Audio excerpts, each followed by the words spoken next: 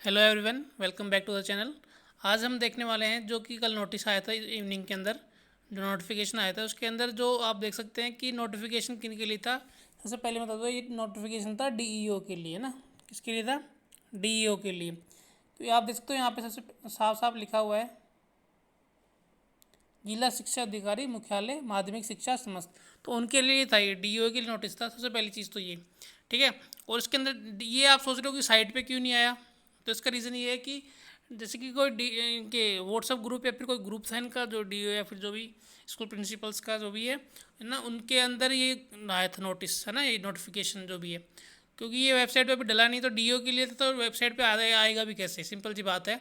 तो स्टूडेंट के लिए अभी कोई इसकी अपडेट नहीं है, लेकिन सारा प्रोसेस स्टूडेंट के लिए यही है कि उनको बताया गया है डीओ के लिए कि कैसे आपको क्या क्या करना है काउंसलिंग के टाइम में, ठीक है। और रही बात आगे, अपन उसको देखते हैं कैसे क्या और क्या क्या चीज़ है इसके अंदर। सबसे पहले तो आपको पता ही है कि इसके अंदर ये सहायक अध्यापक लेवल प्रथम और सहायक अध्यापक लेवल देती है। संविदा भर्ती 2023 के लिए काउंसलिंग के लिए रिलेटेड है। इसके अंदर ये गैर अनुसूचित यानी नॉन टीएसपी टीएसपी के लिए दोनों ही 6 टॉप पॉइंट दे रखे इन्होंने, क्रमांक दिख रहे होंगे आपको, ठीक है। ये वाले ये देख रहे होंगे यहाँ पे क्या रखा है कि नॉन टीएसपी टीएसपी के लिए दे रखा है। इसके अंदर सबसे पहले आपको बता दूँ कि चयनित अभ्यर्थियों की संविदाधारित नियुक्ति एवं पदस्थापन के संबंध में नियमानुसार कार्यवाही की जावे। तो ये वाला पॉइंट आप देखो यहाँ से, सहायक अध्यापक लेवल प्रथम के पदस्थापन हेतु, इसमें सहायक अध्यापक लेवल प्रथम हेतु संविदा भर्ती के लिए चयनित अभ्यर्थियों को केवल ग्रामीण क्षेत्रों के महात्मा गांधी राजकीय विद्यालय अंग्रेजी माध्यम राजकीय अंग्रेजी माध्यम विद्यालयों में कक्षा 1 से 5 तक के शिक्षण कार्य हेतु लगाया जाएगा।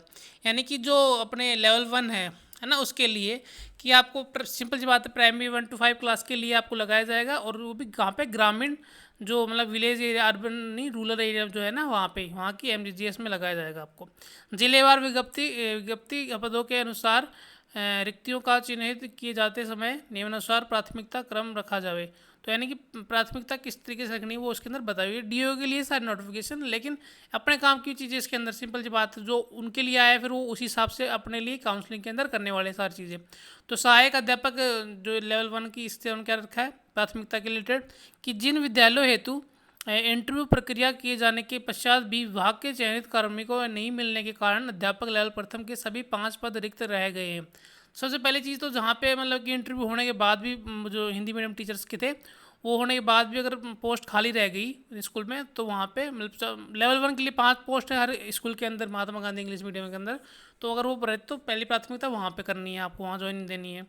सेकंड नंबर है कि जो नए रूपांतरित महात्मा गांधी राजकीय विद्यालय हैं, इनके अंदर जो इंटरव्यू की प्रक्रिया प्रारंभ नहीं की जाने के कारण सभी, सिंपल बात है, जहाँ पे इंटरव्यू की प्रक्रिया चालू नहीं हुई और वहाँ पे 5 की 5 पोस्ट क्या है, रिक्त है, तो वहाँ पे आप कर सकते हो, ठीक है।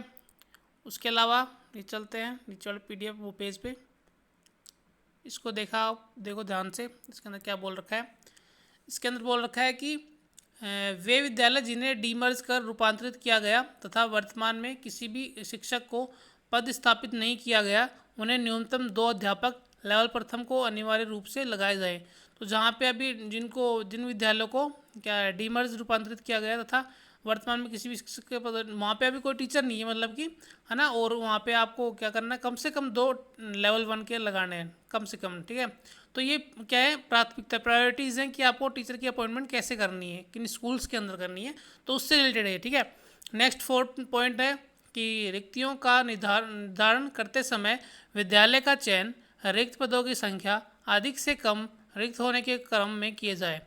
सिंपल सी बात है, इसमें वही है, सारी चीज़ें किसके लिए आ गई, क्या डीओ के लिए कैसे क्या करना है। 5th पॉइंट, रिक्तियों का चयन इस प्रकार किया जाए कि जो इंटरव्यू से चयन उपरांत विभाग के लगे अध्यापक लेवल प्रथम व संविदा भर्ती से सहायक अध्यापक लेवल प्रथम के कुल न्यूनतम 2 शिक्षक प्रत्येक विद्यालय में उपलब्ध हो सके। तो या तो इंटरव्यू से हो, ऐसे तो हर विद्यालय में 2 तो होने ही चाहिए मिनिमम।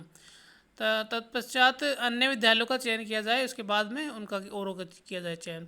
यदि जिले में आवंटित अनुसार कक्षा 1 से 5 तक शिक्षण हेतु अध्यापक लेवल प्रथम के पदस्थापन के कारण पद उपलब्ध नहीं है, तो यथा आवश्यकता साक्षात्कार से चयन उपरांत लगे अध्यापक लेवल प्रथम को इन विद्यालयों से अधिशेष कर हिंदी माध्यम विद्यालयों में लगाए जाने हेतु कार्य मुक्त करते हुए चयनित सहायक अध्यापक लेवल प्रथम को इन विद्यालयों में लगाया जाए। तो इस पॉइंट को अपन एक बार वापस देखते हैं। क्या बोल रखे कि यदि जिले में आवंटित अनुसार कक्षा 1 से 5 तक शिक्षण हेतु अध्यापक लेवल प्रथम के पद स्थापन के कारण पद उपलब्ध नहीं है, ठीक है, पद उपलब्ध नहीं है, तो यहाँ पे क्या है, आवश्यकता अनुसार सशक्त चयन उपरांत लगे अध्यापक उसको वापस हिंदी मीडियम में डाल के यहाँ पे कि सहायक अध्यापक को लगाया जाए। नेक्स्ट पॉइंट 2, सहायक अध्यापक लेवल देते हैं अंग्रेजी और गणित और विज्ञान के लिए। क्या है, सेम प्रोसेस सेम है, 6 से 8 के लिए होंगे इसमें स्कूल्स, और जिलेवार विज्ञप्ति सब कुछ वो सेम ऊपर बताया वही है कि कैसे आपको प्रायोरिटीज रखनी है इनको अपॉइंटमेंट से पहले, ठीक है। तो इसमें इतना कुछ बताने की जरूरत नहीं है, आगे चलते हैं अपन मेन टॉपिक्स देखते हैं क्या क्या है अपने काम का।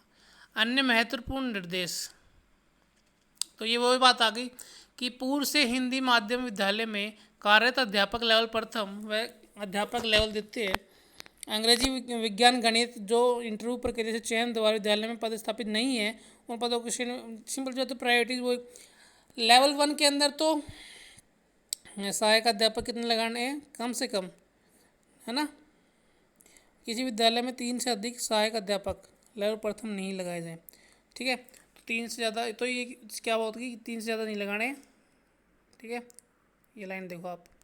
उसके नेक्स्ट अपन देखते हैं रिक्तियाँ पद एवं विषयवार जिले का आवंटित अभ्यर्थियों की संख्या तक 100% ही प्रकाशित किया जाएगा, ठीक है। तो सिंपल सी बात है कि रिक्तियाँ पद एवं विषयवार जिले का आवंटित अभ्यर्थियों की संख्या तक 100% ही प्रकाशित किया जाएगा, यानी जितने आवंटित है उतने ही पद का वो क्या किया जाएगा, उनको पोस्ट दिखाई जाएंगी कहाँ पे क्या खाली हैं, ठीक है। अध्यापक सहायक अध्यापक लेवल प्रथम और लेवल द्वितीय में संविदाधार पर नियुक्त किए गए नियम वो राजस्थान कॉन्ट्रैक्ट नहीं, हाँ, सिविल पदों पर संविदा पर रखा जाना नियम 2022 के तहत नियुक्त किया जाएगा। तो अपने पता है जो 2022 के Rajasthan contractual civil post hiring to rules 2022 है उसके अंदर उसी के हिसाब से क्या किया जाएगा, नियुक्त किया जाएगा। अतः अपेक्षा की जाती है कि नियुक्ति आदेश जारी करते समय इन नियमों का भली भांति अवलोकन कर लिया जाए। संविदा आधारित उक्त भर्ती 1 वर्ष की अवधि, ये वाला पॉइंट देखो 7 नंबर का, संविदा आधारित उक्त भर्ती 1 वर्ष, ये काफ़ी लोग इसको देख के डर रहे हैं, है ना। तो इसके अंदर देखो क्या है, जो भी कॉन्ट्रेक्चुअल रिक्रूटमेंट होती है ना वो स्टार्टिंग में 1 साल तक ही होती है। तो यहाँ पे आपको जो जब से आप स्टार्ट करोगे तब से और तब तक 1 साल के जो टाइम पीरियड रहेगा वो यहाँ पे आपसे भरवा लिया जाएगा, ठीक है। उसके बाद में क्या होगा, ये हर साल रिन्यू होता रहेगा, ठीक है, ऑटोमेटिक, कोई वो इसमें परेशानी वाली बात नहीं है, हाँ। तो 1 साल के बाद में रिन्यू हो जाएगा, तो इसमें डरने वाली बात नहीं कि इसमें 1 साल का टाइम दिया है और क्या नाम है बाद में हटा तो नहीं देंगे, ऐसा कुछ मत सोचना आप, ये रिन्यू हो जाएगा, ठीक है। कॉन्ट्रेक्चुअल रिक्रूटमेंट में क्या होता है, पहले 1 साल का ही होता है, उसके बाद में वो रिन्यू होता रहता है। तो ये आपका क्वेश्चन था, मैंने देखा जिनका कि ये हटा देंगे क्या 1 साल का क्या दे रखा है, ठीक है। नेक्स्ट, चयनित सहायक अध्यापक लेवल प्रथम में सहायक अध्यापक जो इनका वेतन है वो तो आपको पता ही है, उसमें बता भी रखा था पहले से ही, 16,900 रुपये प्रति माह। इसके अलावा आप देख सकते हैं, ये देखना कि इसके अतिरिक्त वह निम्नलिखित के लिए भी हकदार होगा। तो क्या क्या कर सकता है वो,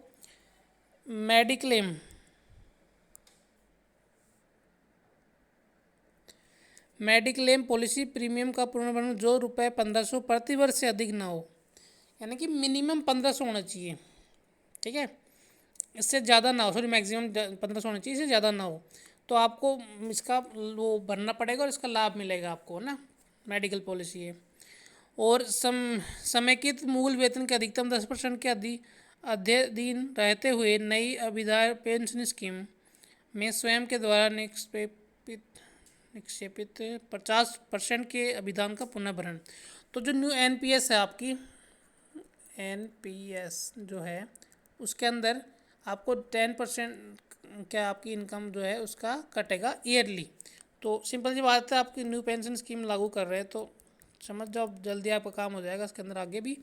तो 2 पॉइंट ये हो गए। तीसरा, दुर्घटना बीमा पॉलिसी, है ना, समय हो गया अधिकतम स्वयं द्वारा 50% का विधान किया जाए। दुर्घटना बीमा पॉलिसी प्रीमियम का आपको 500 रुपये प्रति वर्ष, तो 1500 वो हो गए, 500 2000 रुपये हो गए, ठीक है।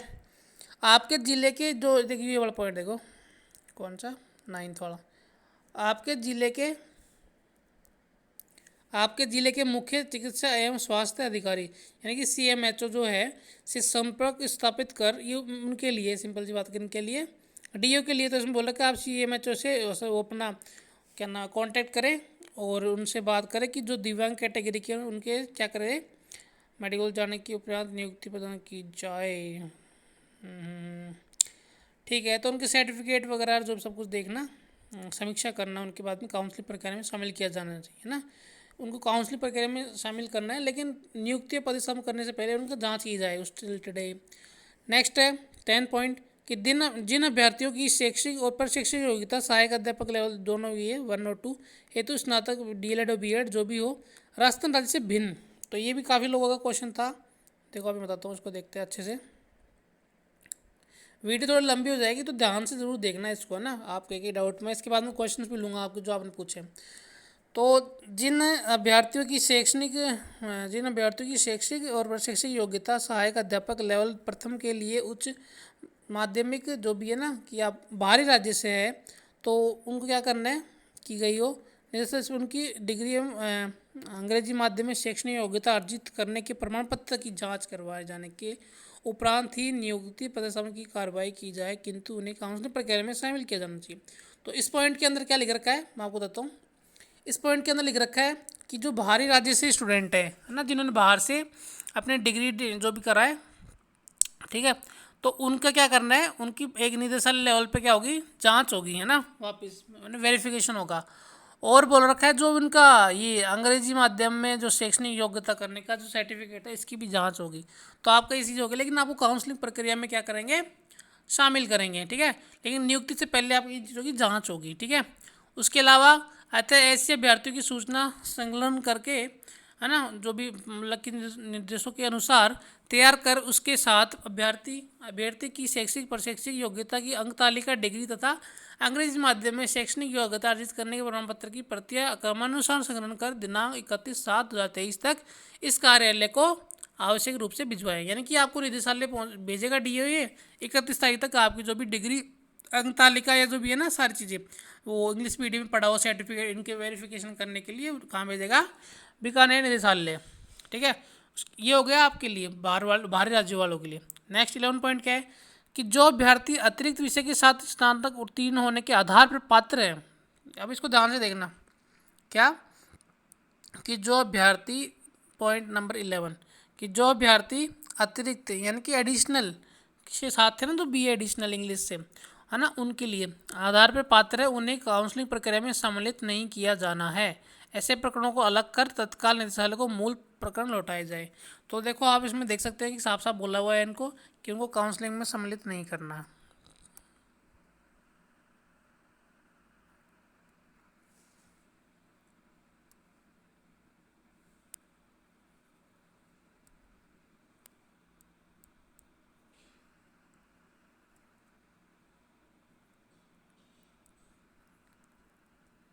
क्या क्या बोला हुआ है,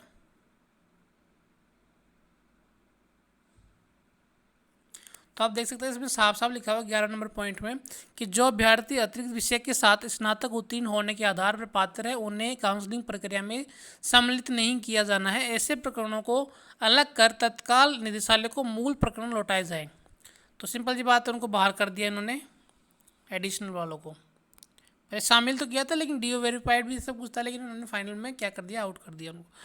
नेक्स्ट है जिन अभ्यर्थियों का उत्कृष्ट खिलाड़ी कोटे से चयन हुआ है उनके खेल प्रमाण पत्रों का निदेशालय स्तर पर वेरीफिकेशन, मतलब हर चीज़ का वेरिफिकेशन होगा निदेशालय स्तर पे, चाहे बाहरी राज्य से आपने डिग्री डिप्लोमा कुछ भी किया हो और आप क्या नाम है एडिशनल वाले तो वो तो है ही, उसके अलावा अपने दिव्यांग सर्टिफिकेट हो गया, आपका उत्कृष्ट खिलाड़ी वाला हो गया, सब चीज़ों की निदेशालय लेवल पे जांच होगी, ठीक है। इनको काउंसलिंग प्रक्रिया में वो क्या नाम है एलिजिबल तो है, ये काउंसलिंग प्रक्रिया में शामिल तो है, लेकिन इनका क्या होगा, वेरिफिकेशन जरूर होगा निदेशालय लेवल पर। नेक्स्ट देखते हैं, नियुक्ति पर कार्यग्रहण से पूर्व नियमानुसार संबंधित अभ्यर्थी का संबंधित जिला पुलिस अधीक्षक द्वारा प्रदत्त चरित्र संबंधी सदाचरण रिपोर्ट एवं सक्षम चिकित्सा अधिकारी द्वारा प्रदत्त स्वास्थ्य प्रमाण पत्र प्राप्त किए जाना सुनिश्चित करें। इसके अभाव में किसी भी अभ्यर्थी को नियुक्ति पर कार्यग्रहण नहीं करवाया जाए। नियुक्ति तो कर देंगे लेकिन कार्यग्रहण नहीं करा जाए। तो पॉइंट नंबर 13 क्या बोल रखा है कि मतलब आपको पुलिस द्वारा जो पुलिस वेरिफिकेशन है PV और जो मेडिकल सर्टिफिकेट है आपका एमसी, ठीक है, ये दोनों क्या करना है आपको, संबंधित बोला है वैसे इसके अंदर। देख आप देख सकते हैं, नियुक्ति पर कार्य ग्रहण से पूर्व नियमानुसार संबंधित अभ्यर्थी का, है ना, अभ्यर्थी का संबंधित जिला पुलिस अधीक्षक, यानी जो उसके लगता है ना, जो जैसे कि होम डिस्ट्रिक्ट हो गया अपना, ठीक है, द्वारा जो उसका चरित्र संबंधित सदाचरण रिपोर्ट, यानी कि आपका पुलिस वेरिफिकेशन हो गया ये, है ना, एवं सक्षम चिकित्सा अधिकारी द्वारा वो मतलब कि आपका मेडिकल सर्टिफिकेट हो गया और वो हो गया। तो इसके हिसाब से क्या हुआ, संबंधित अभ्यर्थी का संबंधित जिला पुलिस अधीक्षक, समझ रहे हो, संबंधित। तो इसमें आप देख सकते हो होम डिस्ट्रिक्ट की बात हुई है कि आपको होम डिस्ट्रिक्ट से पुलिस वेरिफिकेशन बनवाना है और मेडिकल सर्टिफिकेट भी आपको उधर से बनवाना है। लेकिन कहाँ किस मेडिकल सर्टिफिकेट किससे बनाना है, देखो आप यहाँ देख सकते हो क्या बोल रहा है, जो CMHO है ना आपका, CMHO,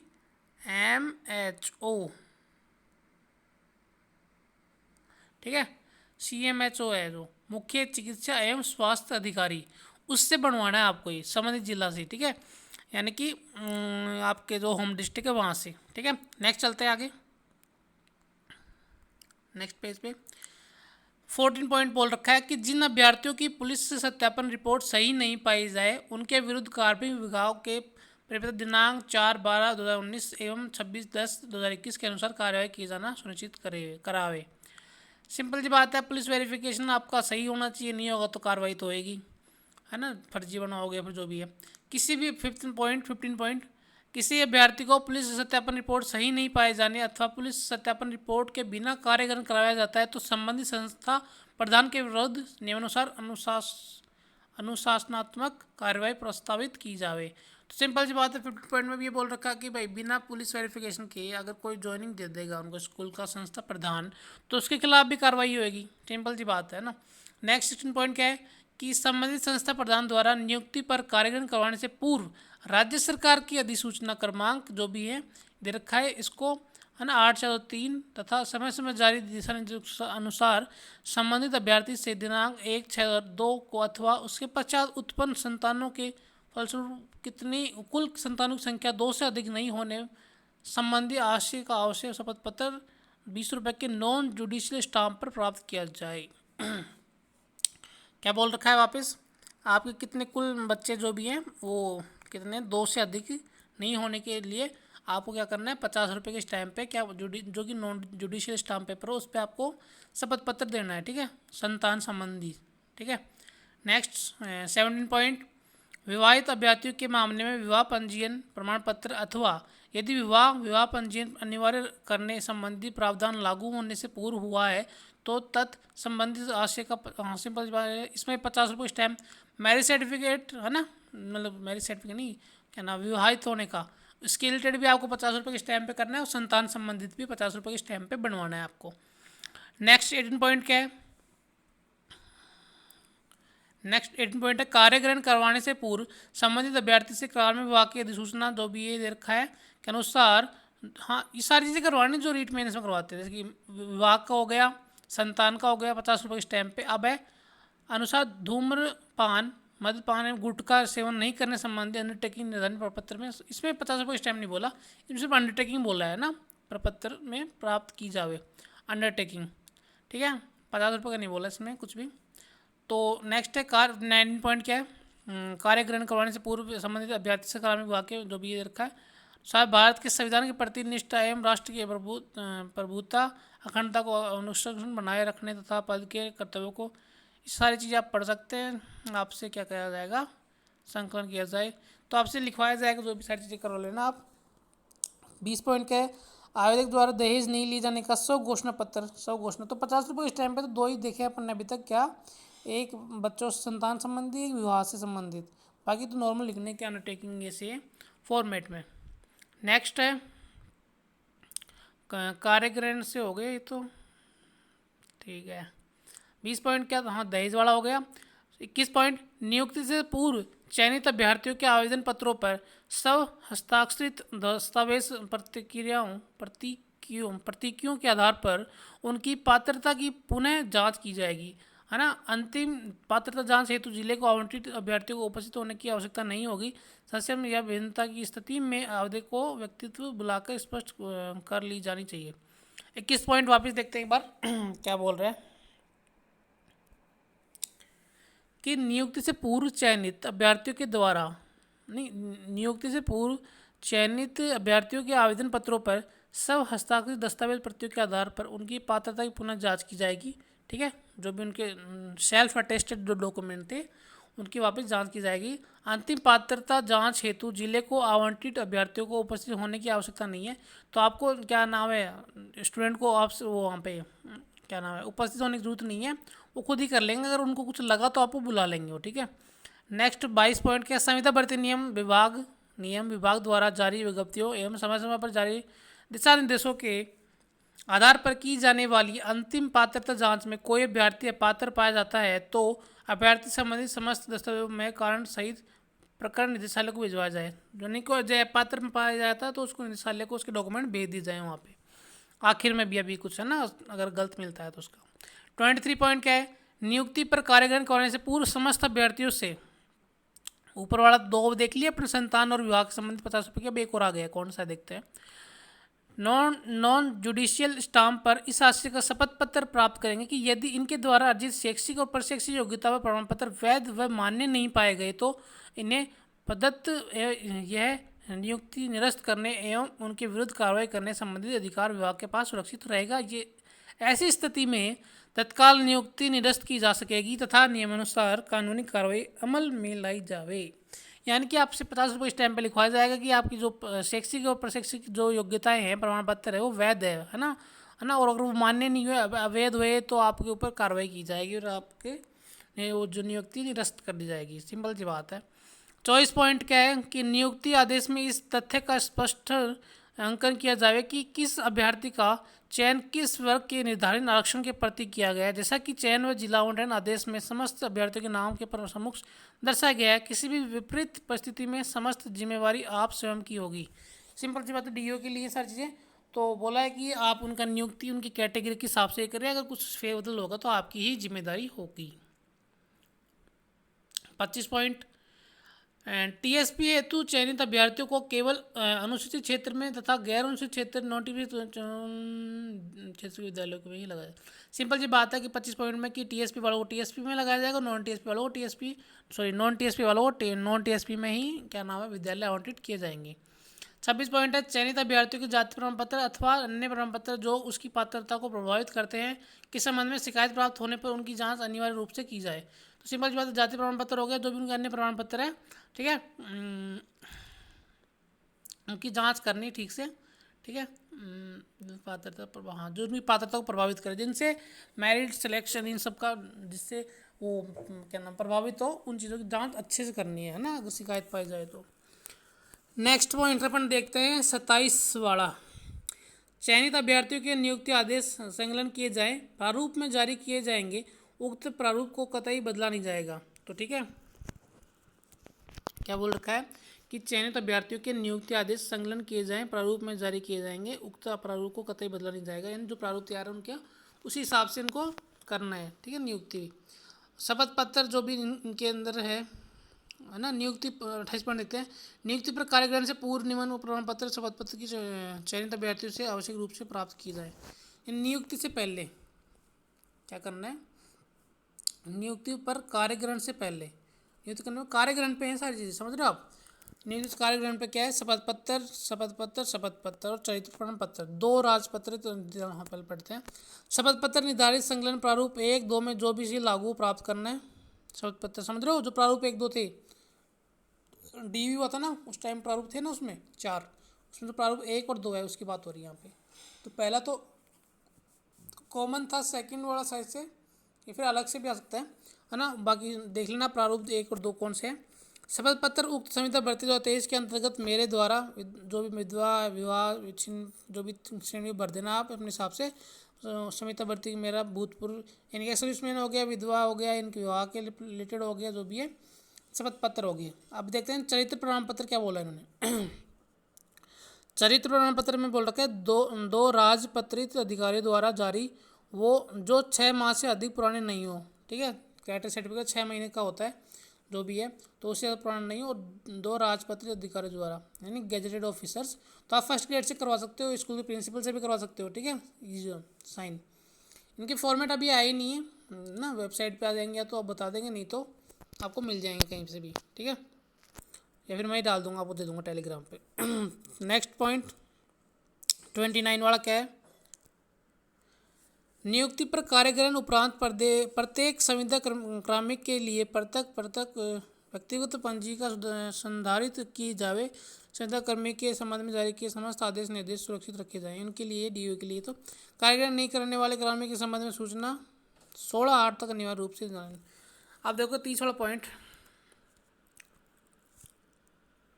इसमें बोल रखा है कि कोई कार्यग्रहण नहीं करता है तो उसकी क्या करें?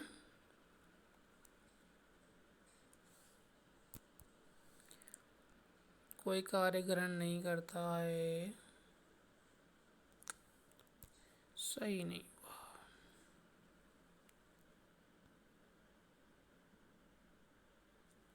कोई कार्य ग्रहण नहीं करता है तो उसकी सूचना 16 अगस्त तक निदेशालय तक पहुंचा दे कि आप जो ज्वाइन नहीं कर रहा उसके लिए, ठीक है।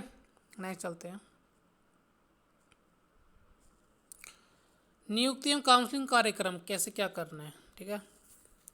तो देख सकते हैं आप, पहला पॉइंट इसमें है कि चयनित अभ्यर्थियों की काउंसलिंग हेतु राज्य सरकार के जो भी 18/5/2020 के अनुसार प्राथमिकता सूची तैयार की जाए, ठीक है। पहली बात तो ये। नेक्स्ट है, चयनित अभ्यर्थियों काउंसलिंग के संबंध में स्थान दिनांक व समय की सूचना दी जानी सुनिश्चित करें। तो आप लोग ध्यान से देखो, कुछ पॉइंट्स हैं उनको ध्यान से देखो, है ना। सेकंड पॉइंट क्या है?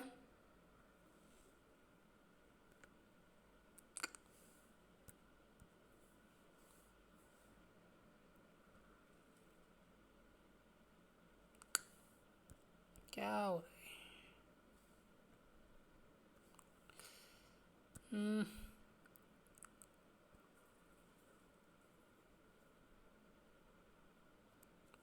आप देख सकते हैं इसके अंदर ये गला थक गया बोलते बोलते। चयनित अभ्यर्थियों की काउंसलिंग के संबंध में अगर स्थान जो भी दिनांक और समय का सूचना दी जानी चाहिए आपको, तो आपको या तो कॉल, मैसेज, ईमेल या फिर साल दर्पण, इनमें से किसी में भी आपको क्या कर देंगे, स्थान दिनांक और समय बता देंगे कि आपकी काउंसलिंग के लिए कब आपको आना है। समझ गए? 27-28 को, तो परेशान ना हो। और दूसरा, जैसे मेरे को पता चलेगा कि कहाँ पे मैसेज दे रहे हैं तो मैं आपको तुरंत टेलीग्राम पे बता दूंगा, इसलिए टेलीग्राम चैनल को ज्वाइन जरूर कर लेना। और यूट्यूब चैनल को भी सब्सक्राइब जरूर करना है, इधर भी आपको मैं अपडेट दे दूंगा, ठीक है। जो भी बताएंगे उस हिसाब से ये लोग। नेक्स्ट पॉइंट देखते हैं। मुख्य सचिव राजस्थान सरकार के जो भी है, मैं मेनली आपको मॉडल में बता देता हूँ, मेरा गला थक गया। थर्ड पॉइंट बोल रखा है, द्वारा भर्ती एजेंसी संबंधित अभ्यर्थियों को प्रथम नियुक्ति हेतु जिले में अधिकारी द्वारा इन पर्सन काउंसलिंग के माध्यम से किए जाने हेतु जारी की काउंसलिंग हेतु क्रम। ठीक है। तो थर्ड पॉइंट में ये बोल रखा है कि एजेंसी चयनित अभ्यर्थियों को प्रथम नियुक्ति हेतु जिले में स्थान काउंटर नियुक्त अधिकारी द्वारा के माध्यम से किए जाने हेतु, तो आपको बुला के काउंसलिंग करवाएंगे, वही बात है इसके अंदर। प्राथमिकता क्रम के अनुसार अभ्यर्थियों को वरीयता क्रम से उपलब्ध रिक्तियों के अनुसार काउंसलिंग करवाई जाए। फोर्थ पॉइंट है, पति पत्नी प्रकरण में संबंधित अभ्यर्थी से संबंधित जिले में राजकीय सेवा में होने का प्रमाण या फिर आवश्यक दस्तावेज प्राप्त किए जाएं। यदि इस भर्ती में पति पत्नी दोनों का ही चयन हुआ है तो प्रति पुरुष अभ्यर्थी को सामान्य पुरुष की वरीयता में सबसे ऊपर रखा जाएगा।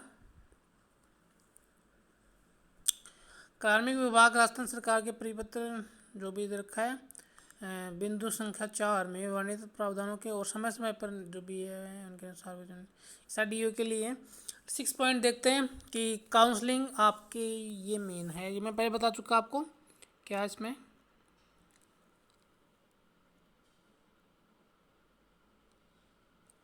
इसमें देखा कि काउंसलिंग आपकी 27 और 28 जुलाई को होगी और 12 अगस्त लास्ट डेट होगी आपकी कार्य ग्रहण करने की। तो समझ सकते हो 27-28 के बाद जो 3 दिन बचते हैं 29, 30, 31 और 12 वो हो गए, तो टोटल 15 दिन का समय दे दिया आप लोगों को। क्या कर दिया? टोटल 15 दिन का समय दे दिया, 15 डेज का कार्य ग्रहण करने के लिए, ठीक है। उसके अलावा अपन देखते हैं नियुक्त आदेश उसी दिन वेबसाइट विभाग पे अनिवार्य रूप से अपलोड कर देंगे। तो आप इसको भी देख सकते हैं क्या,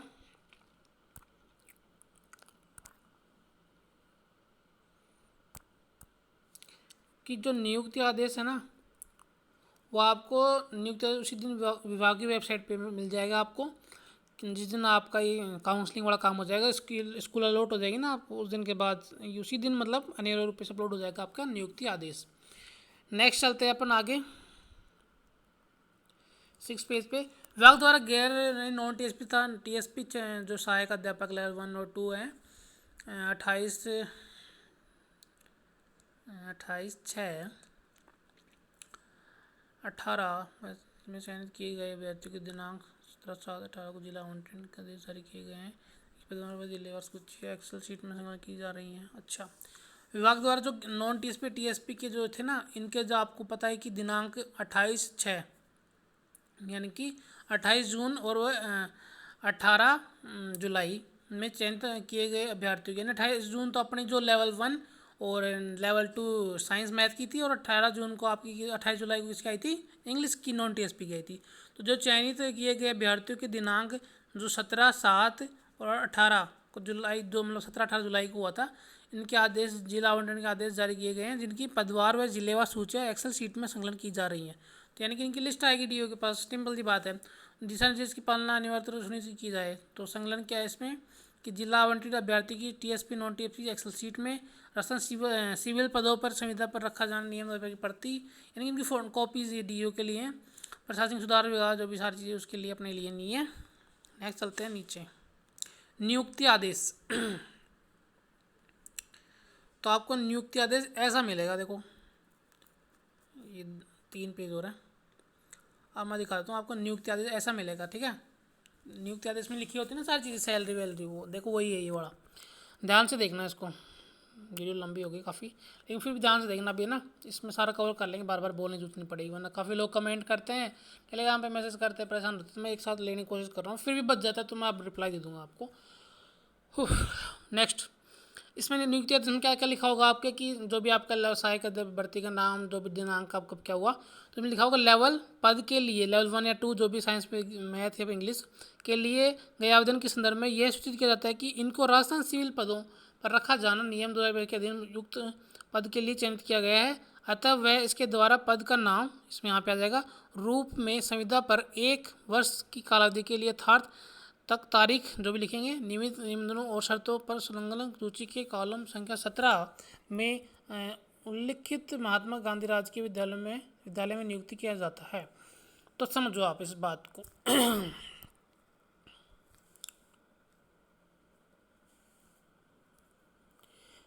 यहाँ पे आपका आएगा लेवल 1 या 2 जो भी आपका, ठीक है। यहाँ पे आएगा पद का नाम क्या है, सहायक अध्यापक लेवल 1, सहायक अध्यापक लेवल 2 जो भी यहाँ पे, ठीक है। फिर आएगा यहाँ पे आपका कालावधि तारीख जो भी 1 वर्ष के लिए। स्टार्टिंग में क्या होता है, देखो कॉन्ट्रेक्चुअल में 1 साल तक ही होता है, 1 ईयर तक ही होता है स्टार्टिंग का कॉन्ट्रैक्ट, फिर वो रिन्यू होता रहता है वो, ठीक है, वो रिन्यू होता रहता है। तो इसमें कोई दिक्कत वाली बात नहीं, आप परेशान ना होइए, ठीक है।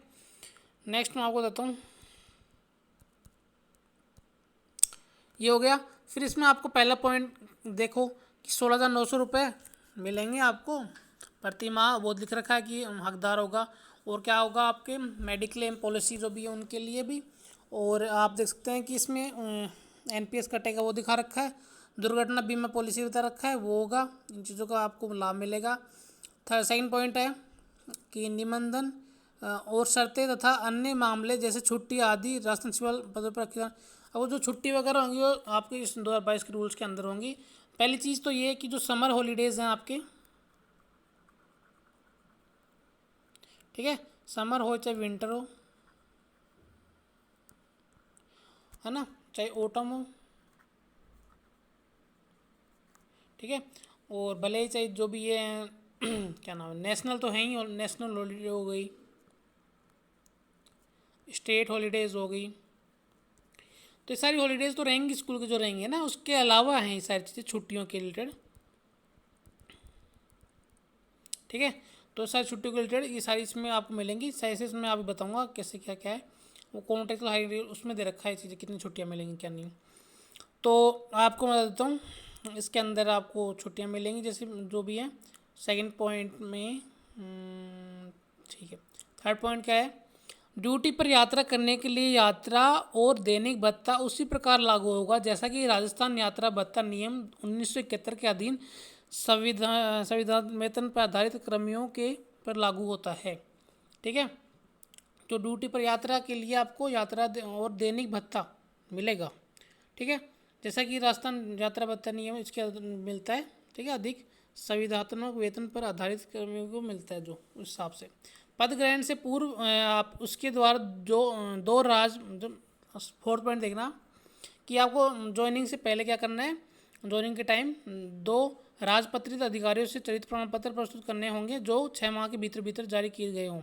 तो सिंपल सी बात है, फर्स्ट ग्रेड से आप साइन करवा सकते हो, या फिर स्कूल के जो प्रधानाचार्य हैं, प्रिंसिपल है, उनसे करवा सकते हो जो सरकारी स्कूल के हैं। ठीक है, 2 से। ठीक है, और उसके अलावा 5th पॉइंट क्या है, नियुक्ति पद ग्रहण से पूर्व चिकित्सा बोर्ड मुख्य चिकित्सा एवं स्वास्थ्य अधिकारी द्वारा जारी किए गए चिकित्सीय योग्यता प्रमाण पत्र प्रस्तुत करने का अधिकार जो भी। ठीक है, आपको मेडिकल सर्टिफिकेट देना है। कार्यक्रम रिपोर्ट के साथ शैक्षणिक अर्हता जाति या यथा स्थिति पूर्व अनुभव से संबंधित अधिक प्रमाणित की प्रतिक्रिया प्रमाण जो भी सारी चीज़ें हैं। और 7th पॉइंट है, संविधान नियुक्ति की अवधि के दौरान यह है कोई भी समझ नहीं लेगा लेगी। ठीक है, 8 पॉइंट है, संविधान नियुक्ति को समाप्त की जा सकती है नियुक्ति के अवधि के दौरान वह 3 माह का नोटिस देकर। 8वां पॉइंट काफ़ी लोगों के लिए इंपॉर्टेंट, काफ़ी लोग बार बार पूछ रहे थे कि संविधान नियुक्ति के समाप्त की 3 माह का नोटिस कालावधि के दौरान है ना, नियुक्ति की कालावधि का नियुक्त करने की कालावधि के दौरान है ना वह 3 माह का नोटिस देकर पद त्याग सकेगा, है ना। तो नियुक्ति अधिकारी भी उसकी नियुक्ति 3 माह का नोटिस या उसका वेतन देकर। तो आप देख सकते हो नियुक्ति अधिकारी भी और खुद भी 3 महीने का नोटिस देकर 3 मंथ्स का नोटिस देके क्या कर सकेगा,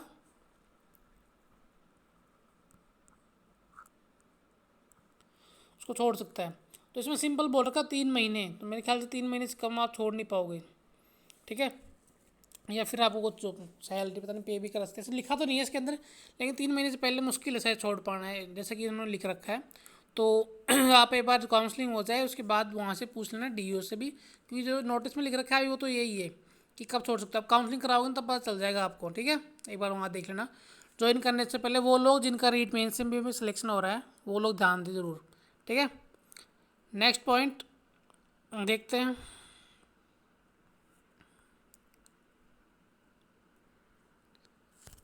यदि उपयुक्त निबंधन और शर्तें प्रतिग्रह तो वह 12 8 15 दिन बताया मैंने जैसे कि आपको कि 27 और 28 जुलाई को तो आपकी काउंसलिंग है। ठीक है, उसके बाद में 29 30 31 3 हो गए 12 टोटल 15 दिन मिलेंगे आपको ज्वाइनिंग के लिए। ठीक है, तो आप 12 अगस्त तक ज्वाइन कर सकोगे। से पूर्व ड्यूटी के लिए रिपोर्ट कर सकेगी। उक्त दिनांक तक ड्यूटी के लिए रिपोर्ट नहीं करने पर नियुक्ति आदेश स्वतः रद्द हो जाएगा। इसका कालावधि के अवशासन के पश्चात नियुक्ति आदेश रद्द हो जाएगा। तो सिंपल सी बात है, अगर आप 12 अगस्त तक ज्वाइन नहीं करते हो तो आपका नियुक्ति आदेश क्या हो जाएगा, निरस्त, समझ रहे हो, रद्द। तो 12 अगस्त आपको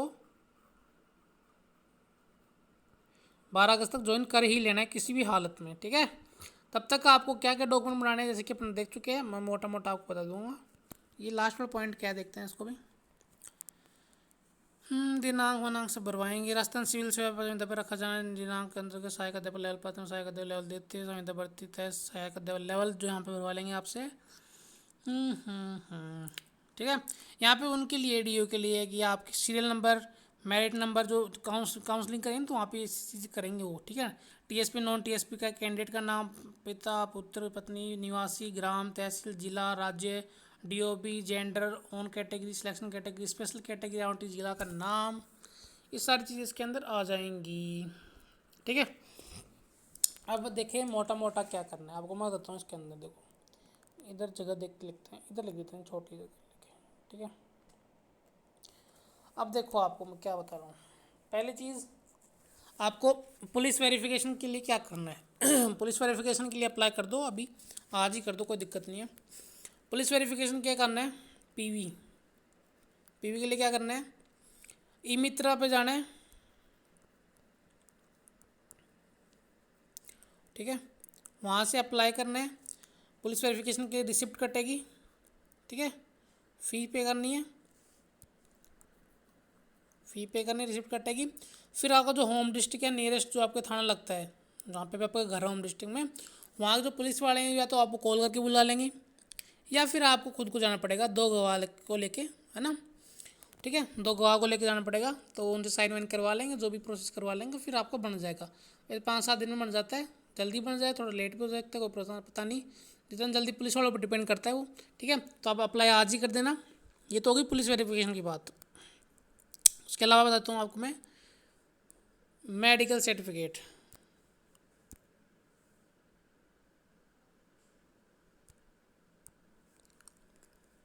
मेडिकल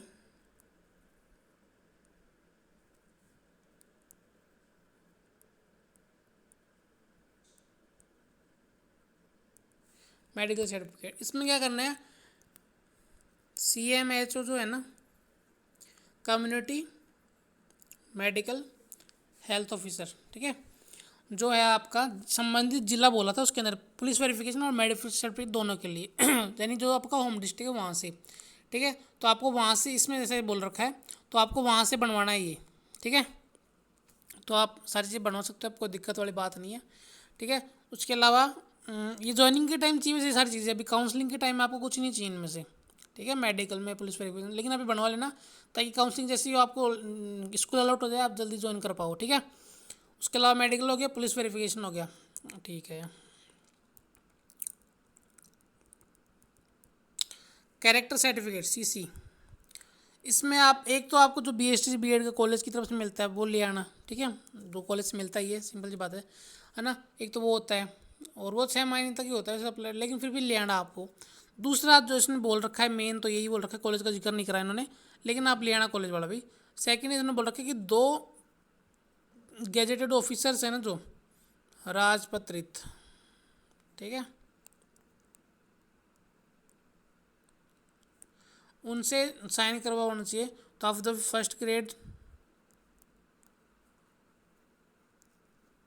टीचर्स है या फिर प्रिंसिपल है जो सरकारी स्कूल का, उनसे किसी से भी साइन करवा सकते हैं, है ना। और ये कैरेक्टर सर्टिफिकेट हो, CC हो गया, मेडिकल सर्टिफिकेट हो गया, पुलिस वेरिफिकेशन हो गया, ठीक है। जैसे कि मैंने आपको बता दिया काफ़ी चीज़ पहले भी, ये 1 साल का कॉन्ट्रैक्ट मैंने आपको बता दिया कि 1 साल बाद हटाएंगे नहीं, काफ़ी लोग क्वेश्चन पूछ रहे थे वो, ठीक है। उसके अलावा आपको 50 रुपये का नोटरी जो है आपका नॉन जुडिशियल स्टैम्प पे, उसके ऊपर आपको संतान वाला बनाना है एक तो, और एक आपको विवाह संबंधित, और एक और बनाना है कि आपके द्वारा दी गई जानकारी सही ना हो तो ये 3 चीज़ बनानी है 50 रुपये की उसके ऊपर, ठीक है, 3 बनवाने हैं, ठीक है।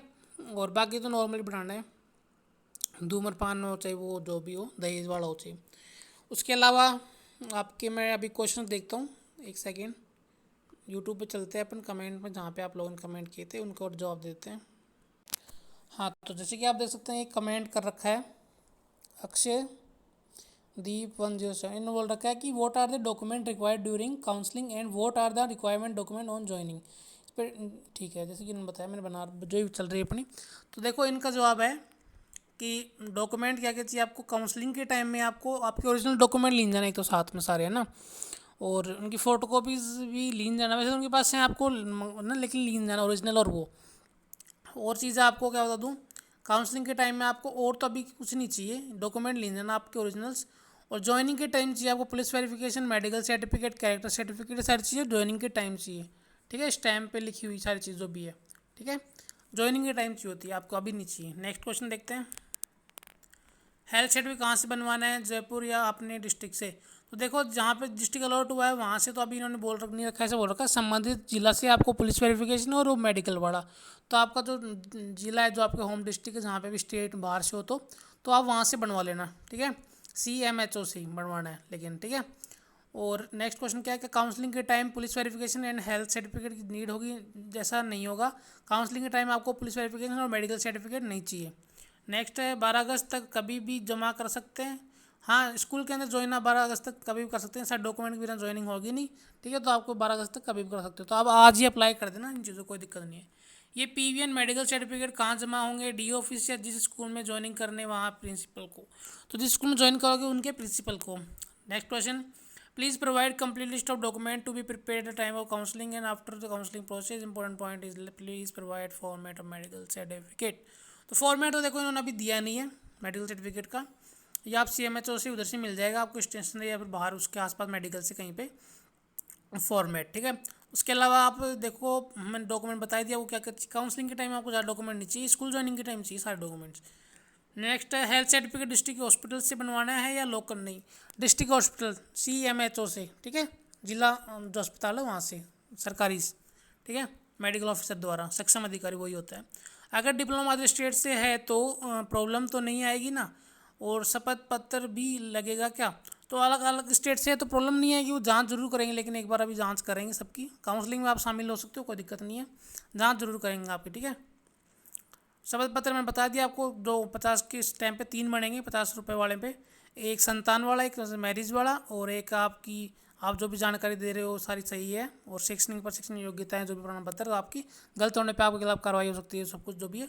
एक 3 चीज़ें आपको 50 रुपये के स्टैम्प पे लगाना है, बाकी सारी चीज़ें नॉर्मल ही है, ठीक है। नेक्स्ट क्वेश्चन गला थक चुका है मेरा। नेक्स्ट सर ये बताइए प्लीज़ कि अगर किसी का रीट में भी हुआ है और एमजीएस में भी, तो क्या एमजीएस को बीच में छोड़ सकते हैं लगभग एक से? देखो इन्होंने अभी 3 महीने बोला है, अभी तो कुछ नहीं कह सकते, 1 से 1.5 महीने में, तो आप ये मान के चलो नहीं छोड़ सकते आप, है ना। उसके अलावा क्योंकि कल जो पीडीएफ आई था वही बोल रहा हूँ। और सर सेकंड डाउट, मैंने पुलिस वेरिफिकेशन सर्टिफिकेट में हाँ पुलिस वेरिफिकेशन का कोई दिक्कत नहीं, 6 मंथ तक वैलिड रहता है, मैंने भी बनवा लिया था जून के अंदर ही, तो वो कोई दिक्कत नहीं है, ठीक है। मेडिकल सर्टिफिकेट नहीं होना चाहिए, पहले एक बनवा, वो अभी बनवाना पड़ेगा आपको जिनका पुलिस वेरिफिकेशन नहीं बना वो भी अभी बनवा लो, कोई दिक्कत नहीं है। मैं भी में बनवाया हुआ था, तो आपको मुझे फिर से न्यू बनवाना, नहीं फिर से न्यू नहीं बनवाना, चल जाएगा वही। और अगर बोल लेंगे तो पता चल जाएगा डीओ में, अगर उनको नया चाहिए तो वैसे 6 महीने तक वैलिड रहता है। सबसे बड़ा डाउट, क्या एमजीएस बीच में छोड़ सकते हैं? इससे रिलेटेड नहीं, 3 महीने तक तो नहीं छोड़ सकते आप, जैसा कि उन्होंने बोला है, ठीक है। मेल के लिए मैरिज सर्टिफिकेट मैंडेटरी है या फिर एफिडेविट से काम चल जाएगा? मैरिज सर्टिफिकेट, अगर आप सर्टिफिकेट तो देना ही पड़ेगा, देखो आप उसमें भी था, और इसके लिए आपको 50 रुपये स्टैम्प पे भी लिखवाना पड़ेगा मैरिज के लिए। तो क्या सभी ऑनलाइन हो? योनो का बैंक चल जाएगा या ऑफलाइन ऑफलाइन ओपन करवाना पड़ेगा? क्या इस पर ऑनलाइन बैंक डिटेल इनको पासबुक चाहिए होगी आपके, एटीएम कार्ड चेक बुक तो नहीं लेंगे, पासबुक चाहिए होगी लेकिन ऑफलाइन। सर काउंसलिंग भी डॉक्यूमेंट के सेट लेंगे क्या? नहीं, काउंसलिंग में डॉक्यूमेंट के सेट नहीं लेंगे आप, फोटो कॉपीज रखना उनकी ओरिजिनल डॉक्यूमेंट्स के, ओरिजिनल ले जाना, बस इतना ही। आपको स्कूल वहाँ पे दिखाएंगे और अलॉट कर देंगे, बस इतना ही काउंसलिंग के अंदर। काउंसलिंग के प्रोसेस बताइए, दो कौन कौन से डॉक्यूमेंट आप चाहिए बता दिए मैंने आपको कि कुछ नहीं चाहिए, ओरिजिनल ले जाना और उनकी फ़ोटो कॉपी ले जाना। ये पुलिस वेरिफिकेशन मेडिकल्स कैरेक्टर सब अभी नीचे आपको ज्वाइनिंग के टाइम चाहिए। उफ गड़ा, क्या क्या डॉक्यूमेंट ले जाने काउंसलिंग पर? रिपीटेड क्वेश्चन वही है, काउंसलिंग के टाइम कौन से डॉक्यूमेंट चाहिए? नहीं नहीं वही है। कास्ट सर्टिफिकेट जैन में बनाया था, फिर से बनाया जैन में। कास्ट सर्टिफिकेट तो 1 साल तक है, नहीं चल जाए, कोई दिक्कत नहीं, जैन में बनाया था आपने। काउंसलिंग ऑनलाइन हो गया, ऑफलाइन होगी काउंसलिंग डी ऑफिस में। Document other state case, documents other state case में तो वही सेम डॉक्यूमेंट से, बस आपकी जांच होगी बारीकी से थोड़ी सी एक बार। काउंसलिंग में आप शामिल हो सकते हो, जो अभी आपकी डिग्री विग्री उनकी जो देखेंगे। काउंसलिंग की जो गाइडलाइन आई है वो समझा दीजिए, वही समझा रहे हैं। और ये साइड गाइडलाइन डीओ के लिए हैं, जिला शिक्षा अधिकारी के लिए, अपने लिए नहीं है, लेकिन अपने लिए जो काम की बातें हैं वो इसके अंदर मैंने बता दी आपको, ठीक है, कि डीओ अपने क्या क्या चीज़ें देखेगा और क्या क्या उनको आदेश मिले ऊपर से। एडिशनल वाले बाहर होंगे क्या? इसका क्या मतलब है? इसका मतलब ये है कि एडिशनल वालों को इन्होंने लास्ट टाइम में अपात्र घोषित कर दिया है। काउंसलिंग का प्रोसेस बताइए। काउंसलिंग बता दी मैंने आपको कि डॉक्यूमेंट लेके चल जाना, वहाँ पे वो प्राथमिकता लेवल के हिसाब से देंगे, यानी फीमेल, दिव्यांग जो भी है ना, विधवा, इन सब के हिसाब से देंगे। जनरल मेल तो आखिर में आएंगे सारे, पता ही हो, फिर उनको स्कूल अलॉट करेंगे, फिर बाद में उनको करेंगे। अदर स्टेट वालों को ज्वाइनिंग के क्या क्या प्रोसेस होगा, डॉक्यूमेंट कैसे चेक होंगे, अदर डॉक्यूमेंट बारीकी से वेरिफिकेशन एक बार वापस होगा, और सेम वही डॉक्यूमेंट, कोई खास अंतर नहीं है आपको, ठीक है। काउंसलिंग के लिए हमें डी ऑफिस डिस्ट्रिक्ट पर जाना पड़ेगा, हाँ डी ऑफिस में जाना पड़ेगा, वहाँ बुलाएंगे वो। और नो क्या नाम है डेट टाइम और समय सब कुछ बता देंगे आपको, उनको जैसे जैसे मिलें कि आपको बताने हैं।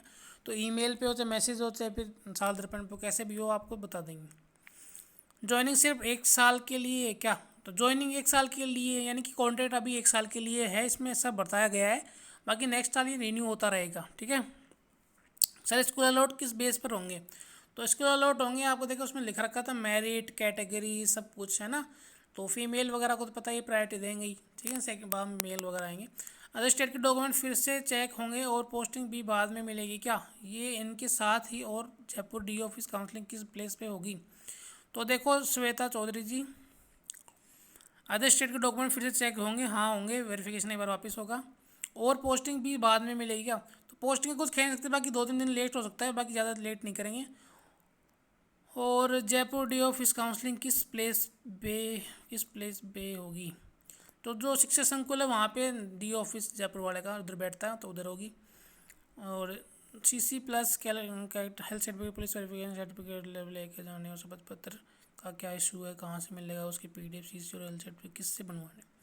तो कैटेगरी सर्टिफिकेट 2 गजेट ऑफिसर से बनवाने हैं, हेल्थ सर्टिफिकेट CMHO से बनवाना है, पुलिस वेरिफिकेशन जो आपके थाना लगता है जो भी आपके होम डिस्ट्रिक्ट में नियरेस्ट उससे बनवाना है। और शपथ पत्र आपको अभी नहीं चाहिए, ये सारी चीज़ ज्वाइनिंग के टाइम चाहिए, काउंसलिंग में इतनी चीज़ें नहीं चाहिए आपको। काउंसलिंग में स्कूल अलॉट होंगे आपको, ओरिजिनल डॉक्यूमेंट लीजिए ना, उनकी फोटो कॉपी लीजिए एक सेट, बस और कुछ नहीं चाहिए। हाँ फॉर्मेट मैं बता दूंगा मेरे को मिलते ही CC और हेल्थ सर्टिफिकेट का। सर शपथ पत्र मेडिकल सर्टिफिकेट मैंने फर्स्ट लिस्ट के टाइम बनवा लिया था। अच्छा, तो मेडिकल सर्टिफिकेट देखो वापस बनवाना पड़ेगा आपको ना। और बाकी शपथ पत्र आपने कौन सा बनाया वो पता नहीं मुझे, लेकिन 3 बोले इन्होंने 50 रुपये स्टैम्प पे वो बनाने। स्कूल लिस्ट नहीं आएगी क्या? अगर आएगी तो नहीं, स्कूल की लिस्ट नहीं आएगी, DO के पास ही वो दिखाएगा वहाँ पे ऑन द स्पॉट। सभी डॉक्यूमेंट ओरिजिनल सबमिट होंगे, नहीं सबमिट क्यों होंगे, ओरिजिनल लेके जाने, वो सिर्फ देखेगा एक बार। OBC कास्ट सर्टिफिकेट हमने एफिडेविट देख के चला गया था तो अभी चाहिए होगा क्या? लेन देन अगर बन गया तो OBC का नया वाला। मेरा थर्ड ग्रेड में भी सिलेक्शन होने का पूरे चांसेस लग रहे हैं। तो देखो चांसेस हैं उसका साफ देखो, 3 मंथ से पहले नहीं छोड़ सकते आप, इसमें से बोला है इन्होंने साफ साफ। पुलिस वेरिफिकेशन और मेडिकल सर्टिफिकेट दोनों ही ज्वाइनिंग के टाइम चाहिए या काउंस ज्वाइनिंग के टाइम चाहिए? सर डॉक्यूमेंट अपलोड करने हैं क्या? नहीं अपलोड कुछ नहीं करना, D ऑफिस में जाना है आपको। रेणु वर्मा जी, मैरिड के लिए एंड संतान के लिए ये किस टाइप के शपथ पत्र बनवाने हैं? संतान संबंधी आपको मतलब 2 से ज़्यादा संतान तो नहीं है उस टाइप में, और मैरिड के रिलेटेड आपको उन्होंने कि आपका मैरिड हो रखी है जो भी है उससे रिलेटेड 50 रुपये की नोटरी वाला तो वो वैलिड रहेगा। हाँ नॉन जुडिशियल होना चाहिए बस। शपथ पत्र जो देने देने जैसे संविदा के प्रातिनिष्ठा धूम्रपान इत्यादि नहीं, बाकी शपथ पत्र आपको नॉर्मल देने हैं, हाँ देने हैं बोल रखा है इन सब चीज़ का, लेकिन 50 रुपये स्टैम्प पे 3 ही बोल रखे हैं। पुलिस वेरिफिकेशन पहले का बना हुआ है तो वो चल जाएगा क्या? जून का चल जाएगा, जून का। मेडिकल सर्टिफिकेट के लिए कब अप्लाई करना सही रहेगा? क्योंकि कुछ लोग 3-5 दिन वैलिडिटी बोल रहे हैं। हाँ 6 दिन 5 दिन हो सकता है, तो आप काउंसलिंग के टाइम अप्लाई कर देना, काउंसलिंग होते हैं स्कूल की बार तक टाइम है तो बन जाएगा, कभी भी ज्वाइन कर लेना फिर, ठीक है भाई। स्कूल की वैकेंट लिस्ट सीट्स का कब और कैसे पता? नहीं जी नहीं पता चलेगा स्कूल की सीट्स का, वो तो DO के पास ही है, वरना निकालते लिस्ट निकालते तो। सर अभी काउंसलिंग में तो police verification and health certificate तो नहीं मांगा ना, क्योंकि आपने जो अभी न्यूज़ कटिंग भेजी है उसमें लगता है 27 को काउंसलिंग चालू है और 28 को ख़त्म भी हो जाएगी। हाँ 2 दिन दिए हैं कि तो फीमेल को बुलाएंगे ना पहले उस हिसाब से, तो 2 दिन में काउंसलिंग टाइम लगेगा ही। तो नीचे आपको बाकी डॉक्यूमेंट इतना वेरिफिकेशन हेल्थ सर्टिफिकेट ज्वाइनिंग के टाइम चाहिए। ये बताओ जी डॉक्यूमेंट की कॉपी और ओरिजिनल 2 लेके जाने हैं, और पुलिस वेरिफिकेशन ऑनलाइन वाली चाहिए या ऑफलाइन वाली? और इंग्लिश मीडियम का दोबारा तो नहीं लिखवाना पड़ेगा, और इंग्लिश स्कूल चॉइस मिल जाएगी या अपने हिसाब से देंगे वो? तो देखो कॉपी ले जानी है, ओरिजिनल भी ले जाने हैं, उनकी एक सेट कॉपी ले जाना और ओरिजिनल तो लेके जाने हैं। पुलिस वेरिफिकेशन ऑनलाइन वाली चल जाएगी, ऑनलाइन पुलिस वेरिफिकेशन ऑनलाइन वाली चाहिए या ऑफलाइन वाली? तो ऑनलाइन तो रिसिप्ट करती है, ऑनलाइन कौन सी आती है, तो वो ऑफलाइन वाली चाहिए होगी, आप प्रिंट आउट निकालते हैं उनका ई मित्रा के पेज पे। और सर्टिफिकेट इंग्लिश मीडियम वाला दोबारा नहीं लिखवाना, जो आपका सबमिट करा हो तो उसकी फ़ोटो कॉपी कुछ फ़ोटो हो तो उसका कॉपी ले जाना साथ में, ठीक है। अदर स्टेट वालों को कितने दिन बाद ज्वाइनिंग? तो 2-3 दिन का अंतर हो सकता है, बाकी वेरिफिकेशन होने के बाद हो जाएगी। वो हमें चॉइस देंगे तो हाँ दें, या खुद से नहीं देंगे, अपने से पूछेंगे, स्कूल दिखाएंगे अपन को ना, सीट जिस हिसाब से वैकेंट रहेंगे उस हिसाब से फिर अपन को चॉइस जो करेंगे वो मिल जाएगी, खाली रहेगी तो सीट। जिन स्कूल में सीट्स खाली हैं उनकी लिस्ट कब आएगी? लिस्ट नहीं आएगी, वो डीओ के पास ही वो तुरंत दिखाएगा उसी टाइम जो काउंसलिंग होगी। पुलिस वेरिफिकेशन और मेडिकल सर्टिफिकेट कब चाहिए होंगे? काउंसलिंग के टाइम या ज्वाइनिंग के टाइम? ज्वाइनिंग के टाइम। मेडिकल स्टेट से हूँ, नहीं अदर स्टेट से हूँ, पीवी और सीसी एंड अपने होम डिस्ट्रिक्ट से बनवाना है जो जिला लौट है। होम डिस्ट्रिक्ट से बनवा लो, इसमें संबंधित जिला लिखा है। जो पहले डॉक्यूमेंट जमा कराए थे डीवी के टाइम वो दोबारा चाहिए क्या? कॉपी लीन देना उनकी एक एक।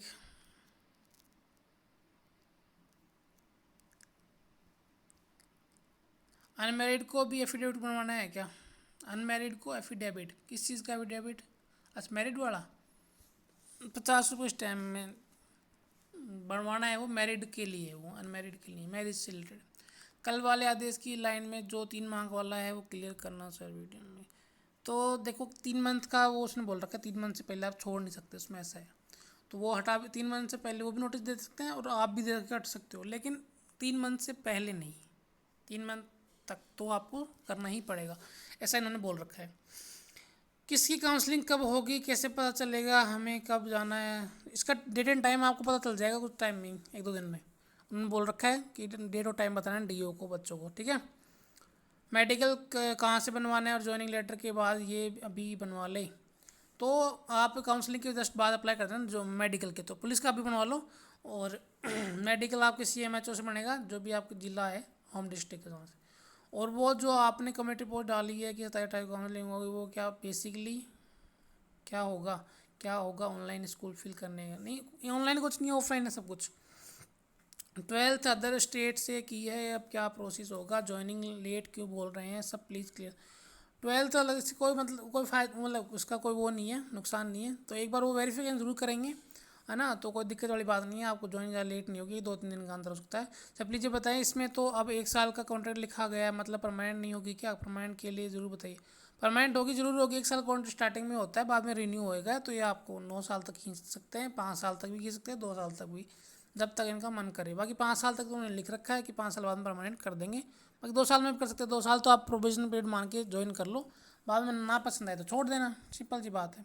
1 साल का क्या लफड़ा है जी, इसमें कंफर्म करके बताएं। तो बता दिया मैंने आपको, 1 साल का वो है कि 1 साल तक कॉन्ट्रैक्ट होता है, कोई भी न्यू कॉन्ट्रेक्चुअल वैकेंसी में है ना, फिर वो रिन्यू होता रहता है। तो ये सारे आपके क्वेश्चन 51 जो थे मैंने बताया था कि कमेंट कर देना, आपको जो क्वेश्चन मैंने सारे ले लिए हैं आपके। उसके अलावा मैंने वो PDF भी एक्सप्लेन कर दी है, और हो सके तो और डाउट तो उसकी वीडियो कमेंट में आप बता देना इस वीडियो के, तो मैं आपको बता दूंगा। बाकी थैंक्स फॉर वॉचिंग, वीडियो देखने के लिए बहुत बहुत धन्यवाद, और चैनल को सब्सक्राइब जरूर कर देना, और वीडियो पूरा देखना, जो नहीं देखा हो सारे डाउट क्लियर हो जाएंगे। टेलीग्राम चैनल जरूर ज्वाइन कर लेना वहाँ पे, है ना, और इस यूट्यूब चैनल को सब्सक्राइब कर लेना। जो भी आगे की अपडेट होगी मैं आपको जरूर बता दूंगा, डेट एंड टाइम से रिलेटेड, कि काउंसलिंग में आप बताएंगे डीओ, तो वो सब के लिए, ठीक है। बाकी बहुत बहुत धन्यवाद वीडियो देखने के लिए। सभी फ्यूचर टीचर्स को, यानी आप बने चुके हो आप फ्यूचर तो क्या, सभी Mahatma Gandhi English medium school teachers को मेरी तरफ से बहुत बहुत बधाई। आपकी काउंसलिंग में आपको मनपसंद स्कूल मिले, इसकी यही आपके लिए कामना करेंगे। बाकी धन्यवाद वीडियो देखने के लिए बहुत बहुत। Thanks for watching.